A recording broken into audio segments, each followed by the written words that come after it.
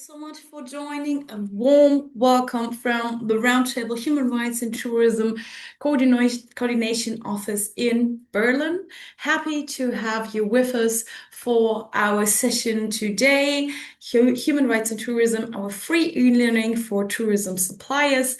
Thank you to be here. We are very happy to make this deep dive into this, kind of pioneer project that we developed and that we are very, very happy to present today. For those of you who don't know us yet, here is a quick dive into the Roundtable Human Rights and Tourism. We currently have 41 members from 8 countries, and the Roundtable really sees itself as a global platform uniting tourism stakeholders to address human rights challenges. So we have a whole bunch of different fields of action. We spark innovation and really amplify voices across the whole tourism value chain. We co-develop impactful projects with very diverse partners.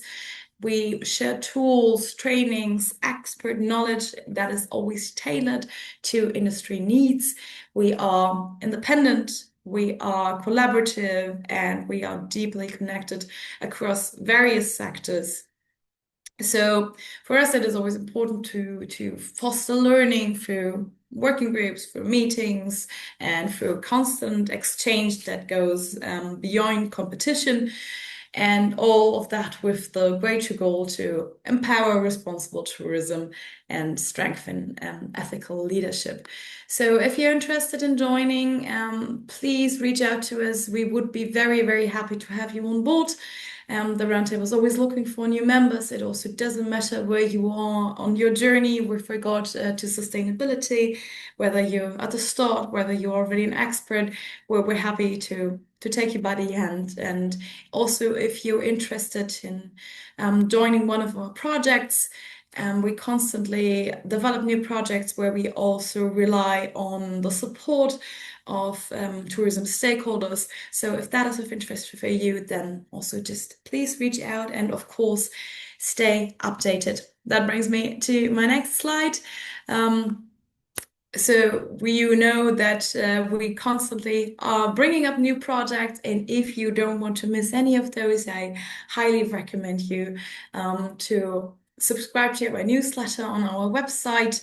Then also evaluate today's session. That is always quite important for us in order to have a feedback from you, from the community, to see what we can do better.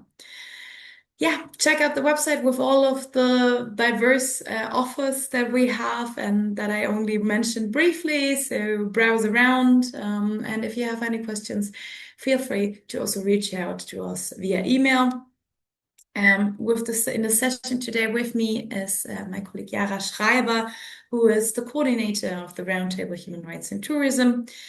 And I am your host and moderator, Katharina Stechl, program manager of the Roundtable. If you have any questions during the session, just please type them in the chat. We'll answer all of them. We also really want to use the time to dive into your questions, so please don't hesitate. To just drop into the chat whenever you want to know something. So let's directly dive in today's topic. We all know that in the sector that we work in, people are at the heart of tourism. They make it all possible. Therefore, it is really, really crucial to understand what is at stake and how it impacts you. So also in the light of new legislations that are holding companies accountable for respecting human rights, we definitely feel a very urgent need to dive deeper into this topic. Human rights is nothing that is a nice to have or an add-on. Human rights is something that has to be embedded within the company's values and DNA, because we strongly believe that there is no sustainable tourism development without respecting human rights. Let's start maybe with the basics and also see where we are actually coming from. So we when we developed this project, we really thought of the German Supply Chain Act and what it actually brings for tourism companies. So we were sitting in the sector dialogue for tourism, and that was kind of a very constant question for the representative companies and other stakeholders there. And we wanted to lay a common ground for the industry. So that project that we developed really has an industry approach. It comes directly from the industry, it goes back to it. And we wanted to make sure that we develop a collaborative project with that multi-stakeholder approach, bringing everybody in, and then in the end, having a product that everybody worldwide can use. If you look at where we come from, so who is responsible? Why is all of this important? According to the UN Guiding Principles on Business and Human Rights, businesses have a responsibility for human rights. And with that, I would like to hand over to my colleague Jara, who will give us a kickstart into the project and why we developed all of that. Thank you very much, Katharina, and welcome everyone to today's session on this e-learning. So yeah, where do we come from? The basis of the project actually is just a quick overview. What you see here is part of the UN Guiding Principles on Business and Human Rights. And according to these guiding principles, every business has a responsibility also next to every state in this world to respect human rights and to care for the people along the supply chain and the value chain. And this is also the basis for the e-learning that we have or have developed. So every company contributes to human rights risks in different ways, very much depending, of course, on where you operate and what kind of products you offer. And this is also, valuable for all companies in the world, no matter what size or what sector working in. So this is the basis also for every regulation that is passed or developed worldwide. So there are different ways of contribution. As a company, you can cause a risk, you can contribute to a risk, or you can be linked to a risk. So being further away from a risk, but by operating in a certain sector, for example, or a certain destination, you might be still linked to specific risks like child rights, etc. But not directly causing this risk, of course, and not contributing to it in a direct contracting setting, for example. So still, every company has this individual responsibility according to their contribution to the cause, to the risk. And there are different levels, of course, of influence or leverage that a single company has. And when regarding this, of course, there is the German Supply Chain Act, and the EU-wide regulation is decided, but is currently discussed, as you might know, in which level or which parameters will pass, but still it will come. And there is this regulational framework where companies need to work and comply to human rights due diligence. Of course, these laws are not not all companies are falling under these laws. There are specific parameters like the size or the amount of money that you earn, but still it is there and it's relevant for a lot of businesses. Even though not falling under the law, you might be a contractor to these companies, or you have the same supply chain partners, for example, in a destination. So this is the basis where we come from.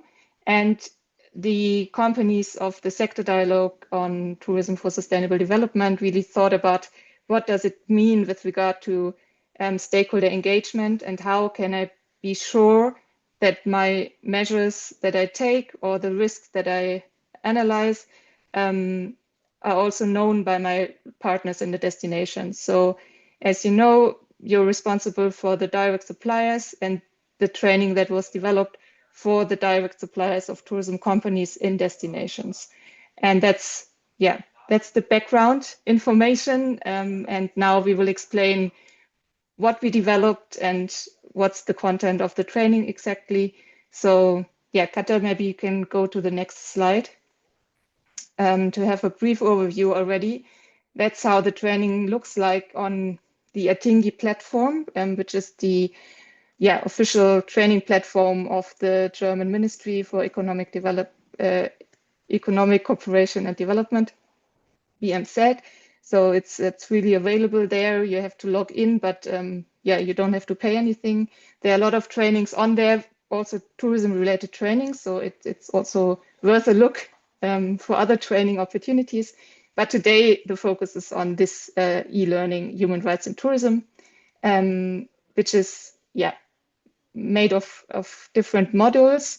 And I think I just go further because then we go step by step and I explain to you who was behind this project. So there were 9 tourism companies ranging from large tourism companies like Booking.com or Dare to Group, which is the second biggest tour operator in Europe, 2 smaller tour operators, and also sorry, 5 industry associations and civil society organizations that have collaborated to create this free online training course. And it really aims to empower businesses across the tourism sector by providing the direct partners with essential knowledge and tools to uphold human rights standards. So the project was initiated by the Roundtable Human Rights in Tourism and Futouris. That's a German initiative on sustainable tourism. And it was supported by the German Federal Ministry of Economic Cooperation and Development, implemented under this sector dialogue on tourism for sustainable development. So that's the core company partners and the organization who were working there. And we were working very closely together, discussing a lot, having workshops on the topic, defining which topics are relevant and how to really bring it to the target group in a very practical and easy way to be really not a burden but an offer to the industry. So on the next slide, you see 2 statements from project partners that were working with us. The first one from Dare to Group. So they want to raise awareness of human rights topics in the own operations and among the business partners. And it really shows again the joint approach, because it's important to work together and really offer something to the industry and to the suppliers. Not to make it a burden, but to collaborate with them on a very nice and interactive way. And also from Studiosos Reisen, there's one statement. So again, reinforcing the collaborative approach with the partners, aligning with the corporate values, highlight the long-standing dedication to promoting human rights in tourism. And this is really something special, I think, about the project, because it's an industry initiative providing a training opportunity for tourism suppliers. It's really available, and it's really taking care that not all of the companies who fall under the law send out questionnaires, and the suppliers get a lot of questionnaires from different companies. So if you go to the next slide, some basic information. So this training is available in English, Spanish, and French. There are 4 basic modules and 1 advanced module. And after each of the modules, you have a mandatory quiz to take. And then you get a badge, which is a digital kind of small certificate that shows that you have completed the module. And then if you have completed all 4 modules, you get a certificate. And for the advanced module, you get another certificate. So as said, it's really available on the learning platform at thingy.org. And it's also possible to do it on a mobile phone. It's also possible to stop in between. So you can do any module or parts of a module, and then you can just stop and go on at any other time. It will be saved, and it's very user-friendly. So the 4 modules that we cover is human rights and business and human rights, showing the basic frameworks like the legal requirements, like the German Supply Chain Act and the CSTTD, so a bit of background information, but very low level, and also basics about the tourism supply chain and what makes the tourism supply chain a bit special from other supply chains. Then there is module 2, role and relevance, showing the role of human rights in tourism and why it is important to have a look at human rights in tourism, and also shows the key risk areas identified in relevant laws. This was something that was discussed a lot, and also with external experts, which of the risk propositions from the German Supply Chain Act, the 13 risk propositions, are really relevant for tourism, because of course, not all of them have the same relevance in every industry. So some of them are rather for extractive industries, etc. So they are not covered in this training, but it's really only topics that are relevant for tourism and tour operators. Then in module 3, it's all about supplier empowerment. So we explain the key elements of human rights due diligence, the action steps that you as a business have to take. And also we elaborate a bit about responsibilities and rights of suppliers in tourism, because as target group of a supplier, actually you're not falling under the law in Europe, and you're not obliged to do anything, but still, it can make sense. And we want to explain what's really also your right as a supplier when you're approached by your contractor or business partner, what info you should give or what info you do not have to give.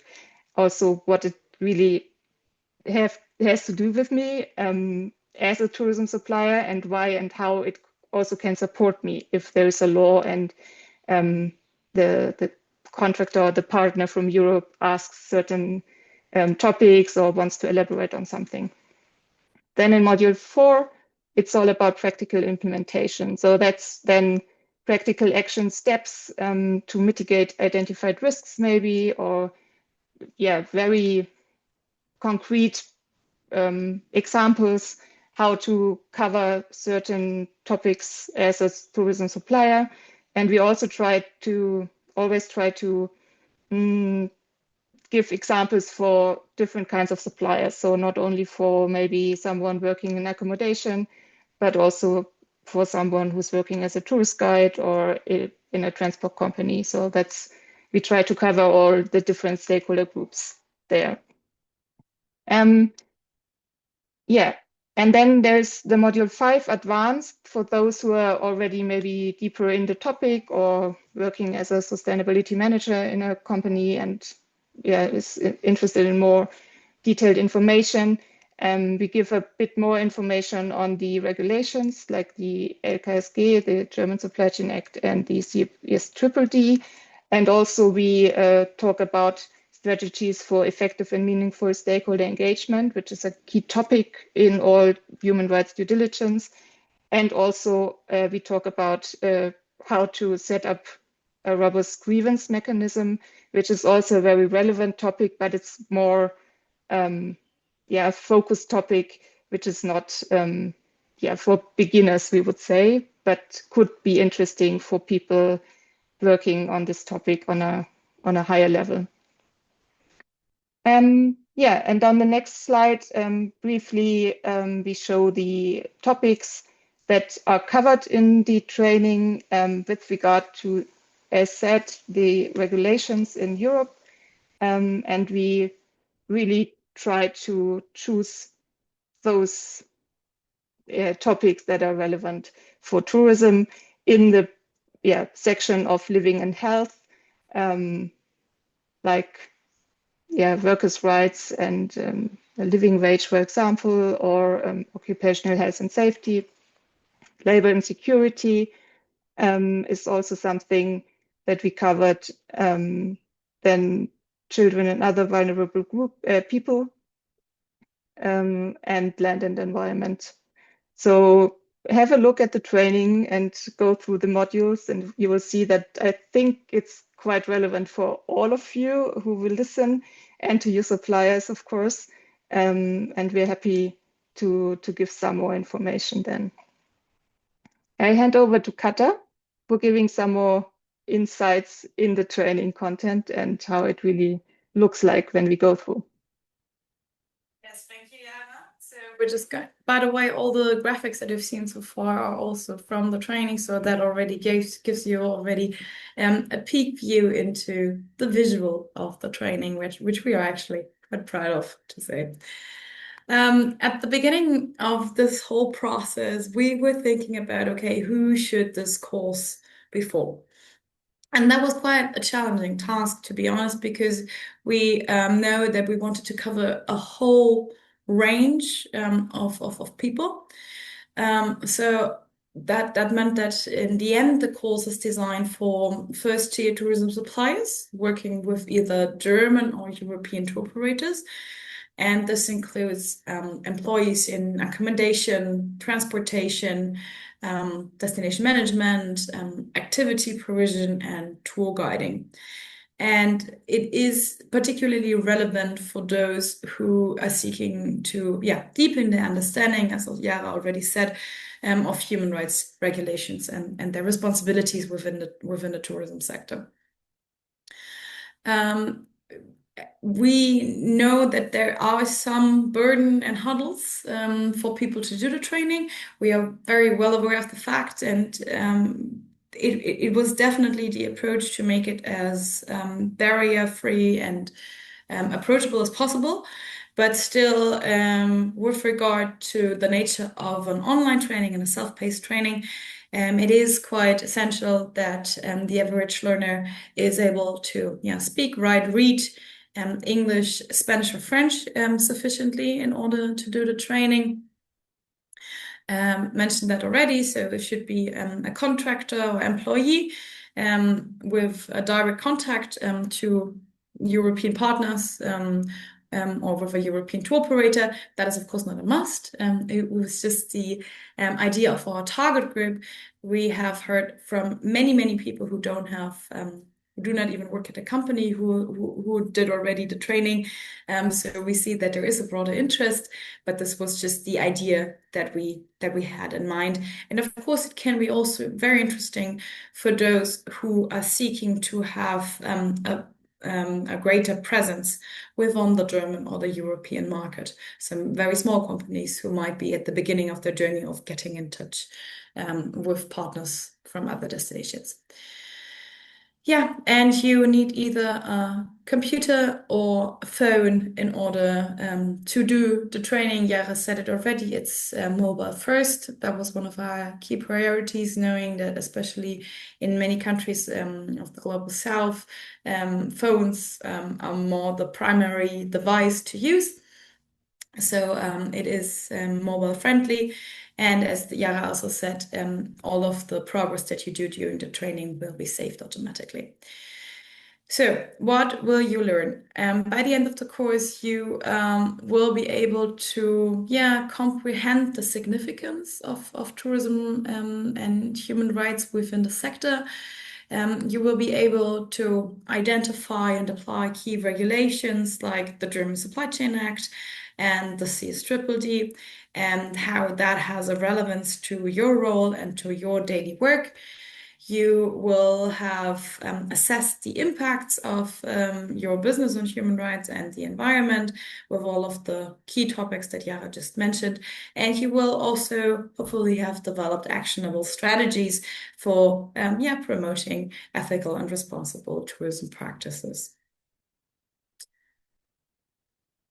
If we look at the opportunities of the project, that is something that we have briefly touched upon already, so I'm not going into too much detail with that, but we can really tell you that this project had a very strong pioneer character. Whenever we got in touch with other organizations, and for example, the German help desk, we realized that we are actually the first sector who has developed such a training, and that is something that we can be quite proud of. So the whole sector came together, developed this training with the whole force of the industry, let's say. And that is really a key competence of the training. So we have a uniform quality that also avoids that suppliers have to do the training twice. If they, for example, work together with several tour operators, we have a high transparency within a training and also a high independency, as it is hosted on an independent platform, Atingi. So we don't have any pressure from, I don't know, a company logo, a certain direction, whatever. It is on this independent platform and free for everybody to use. I've also already mentioned the possibility of the market access in destinations, and of course the preparation for all of these legislations that will over the time have a more significant relevance within the sector. And it can also be a good USP for you as a company to better position yourself on the market, and also showing, for example, your customers, your partners, that human rights is a topic that you have on your radar and that you know of the significance. If we take a closer look at the training, we have several interactive elements that make the training as a self-paced training a little bit more interesting and hopefully fun to do with, because of course whenever you want to transmit content, it can be of course exhausting as well. We also touch upon one of these regulations, as Jara said, and that can be a little bit tiring maybe from time to time. So we really tried to make it as interactive and as engaging as possible. For that, we use several tools. You see them here on the slide. These two people here, these are Mo and Anna. They are our training avatars. You see them popping up all the time during the training, with Mo being something of your constant guide through the whole training, and Anna being the expert who's always coming in with specific answers to the topics that we're discussing.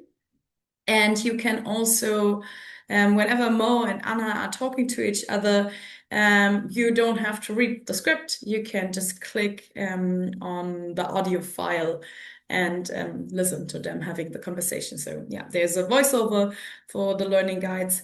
And then we have several other tools that are mentioned here that we're just going to look at on the next slides.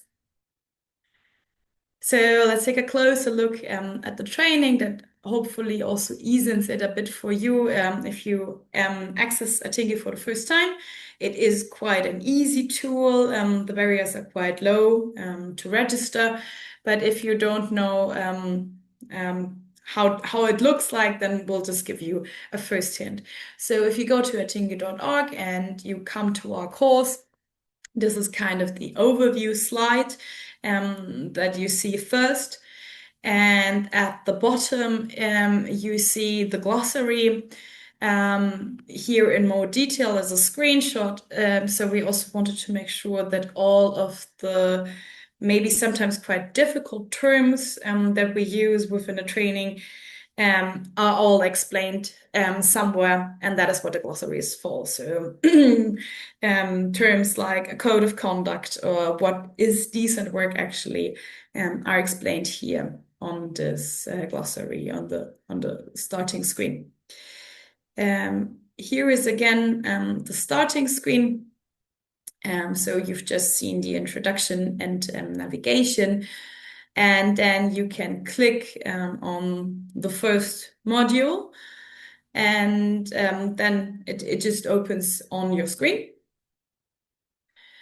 And then you can go to the Business and Human Rights, Tourism and Regulatory Frameworks to open the first module. And then it looks something like this. You see, this is one of the interactive elements that we have. I always recommend using it in full screen, especially if you're doing it on the computer. It makes it just easier to spot all the little details. And then on the left side, you have the navigation bar where you see all of the progress that you have with the current module. And then on the right is all the content. So here you see we start with a little puzzle and a little picture, so to say.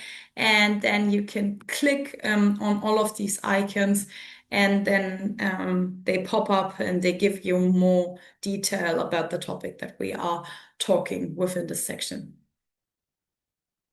I've already mentioned the progress bar, so that should also hopefully be kind of a motivator for you to see where you are within the module. We're just gonna look at one or two other tools that we used within the training. So here on the left side, so you see kind of a little quiz. That is something just to challenge you, to get you out of the just reading context, but also bring you into thinking. Of course, there's nothing bad happening if you answer these questions wrong. It's just to freshen your mind and to actively think. And then on the right side, you see another tool that we use, which is called sliders. So there you have several information, and so that you don't have all of them beneath each other and it's getting tiring, you can just slide them and then get more detailed information. At the end of each module, you have a knowledge test. That is an important way for us to see that you understood the content of the module, and it's not about testing you, it's more about testing yourself. So we don't have a look at that and see how your testing result was. It's just for you to see if it already makes sense for you to progress to the next module, or if there's something in the module before that you probably need to take a closer look at, so that it doesn't become frustrating within the other modules when the base is not clear and you might be missing any information.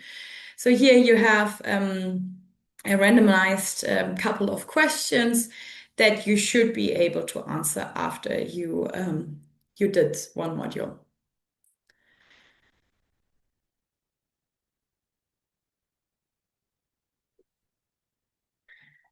And the batches is something that Jara has also mentioned before. Here is how they look like. So they are kind of a course certification if you complete one module and you pass 65% of the questionnaire that you just saw, you will automatically receive this digital certificate, which is called an open badge.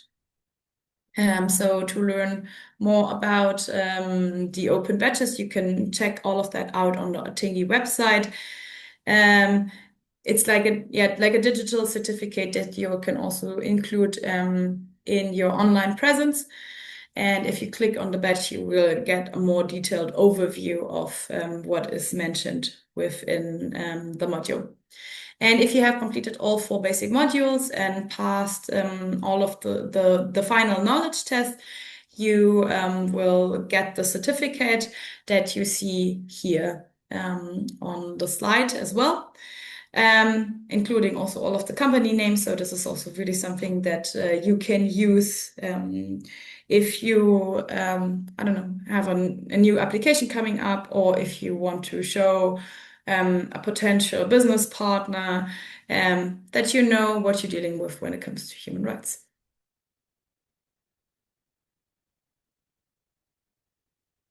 Jara, I hand back to you. Yes, so this was a quick overview in the course and what it's all about. We still have a few slides, but not that many. So if you have any questions to the course now, please write them in the chat. We can answer them. We're happy to discuss with you. Otherwise, also in the after the webinar, you feel free to contact us for any questions, or also to have like a blended learning session, for example, moderated by the Roundtable, which is also possible and also already happening. So giving a bit more insight for tourism companies or suppliers with regard to the e-learning after conducting the training, and being able in a moderated session, for example, to discuss on specific topics of the training that are specifically relevant for you as a company. So we're very happy to offer this also. So get in touch if you're interested. What you see here now is just two small feedbacks from users who were testing the training, to have like a small insight in the feedback that we got already. So this was quite positive. So you can just read it through, and it was tested with a lot of partner companies already in different parts of the world. So it was already tested and implemented in some of the companies. The official rollout is just starting now with the partner companies. So feel free to share this training to everyone of your local partners in the destination, or to any of your network partners that you think might be interested in sharing this with their partners in destinations. So the more people we reach, the better. And I think that's really a good value for all tourism companies. On the next slide, you see again the link to Atingi. And I think, Katja, you have again the QR code if you want to screen it right now. Otherwise, you find it on the website of Atingi. And also we will share the direct link to the training in the chat now. And also, I think you find it on the Futouris website, and then on the Roundtable website, you find some info on the course as well. And with this, I think we're coming to an end of this session. We have 2 questions in the chat that we can maybe answer directly. Jara, maybe you want to start with the first question. So that is how long people would take for each module. Yes, so for each, like in total, the course is built to last about 2 hours. So with the 4 modules, about maybe 20 minutes, something like that, or to half an hour, and the advanced module as well. As said, you can stop at any time during doing the session or the modules. It will be saved where you are in the course, and you can restart at any time. So it's really meant to be very user-friendly in terms of when to conduct these trainings. We know that people are busy and won't have time maybe during the working time all the time, but maybe have a little break, or during waiting for the bus, etc. You can just do it on your mobile phone and use the time to get some knowledge on human rights and tourism. There was another question or two more questions. Maybe Yara, you already have time to read through the one from Alexandra. And in the meantime, I would answer the question from Celine. She shared a link to our company training that is on our website and was asking if that is the same training. That is actually not the case. So the company training that we offer on our website is a very individual, also online but in-person training. So that would be a training that is conducted by either Jara or by me. So with two experts in the field of human rights and tourism. And in that company training, we kind of try to tailor the content a little bit more to the company that you're working for. There will be a lot of very, very interactive group works and little tasks that you build as a group, so group work. So that is totally different. It's not tailored to suppliers, but it's tailored to tourism companies. And as I said, it is a very, very individual training where we can answer a lot of questions, where we look at, for example, one specific product, and then go through all of these exercises. So if you're interested in that, feel free to get in touch to discuss the rates for these trainings. Yara, did Yes, you had the time to read for Alexandra's question, yes, which I did. is okay. It's Um, quite a complex question. So just for you who can't read the chat, the question was if there's a central database with the suppliers and if it's somehow linked to human rights due diligence screening systems. yes, so no, there is no central database with the suppliers, with the data of the suppliers who have completed the training. That's due to data protection. Of course, we could have a look in the Atingi platform who has conducted the training, but we are not allowed to share this information. But as a tour operator, you can always ask your suppliers if they have conducted the training and can send you maybe the certificate. So this would be the option that a tour operator has, because if a supplier has conducted the training, there should be the certificate that can be sent, and then you can be sure that he conducted the training and did all the quizzes, the testing after each module. So that's the way how it works currently. And it's also not linked to human rights due diligence screening systems at the moment. There are thoughts of particular tourism companies like the project partners, the bigger ones who are working with these kind of human rights programs or tools. Actually, it's not relevant for all of tourism companies. So you can integrate it in your specific tool that you have maybe, but it's not as such integrated in these kind of screening systems with regard to supply chain laws and due diligence. Thank you very much, Jana. And with that, we are at the end of our session. Thank you so much for your time. Thank you for your questions. And we can only highly encourage you to do the training and to send it to your whole network. If you have any follow-up questions, then please feel free to get in touch with us. Again, please, please, please, if you have the time, then fill out the tiny survey where we shared the link at the beginning. That really helps us improving the quality of our sessions. If you have any questions with regard to human rights and tourism or are interested in any of our projects, then also send us an email and once again, subscribe to the newsletter to get all following informations on upcoming projects. With that, have a great day. I hope you had a great lunch and learn. Also, thanks, Jara, for being here today. And let's call it a wrap. Thank you, everybody. Thank you. Bye bye.